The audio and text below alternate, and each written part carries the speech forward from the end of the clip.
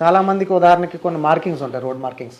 Road మీద continuous line ఉంటుంది, ఒక లేన్స్లో కంటిన్యూస్ లైన్ ఉందంటే సపోజ్ 2 లేన్ అంటే హైదరాబాద్తో విజయవాడ పోతున్నారు, మీకు 2 లేన్ల రోడ్డు ఉందనుకోండి, మధ్యలో కంటిన్యూస్ లైన్ ఉందంటే దాని అర్థం ఏంటి? ప్రతి రోడ్డు అది ఒక గోడగా భావించాలి, మధ్యలో కంటిన్యూస్ లైన్ని క్రాస్ చేయొద్దు, అవసరం అయితే తప్ప, గత్యంతరం లేకపోతే తప్ప.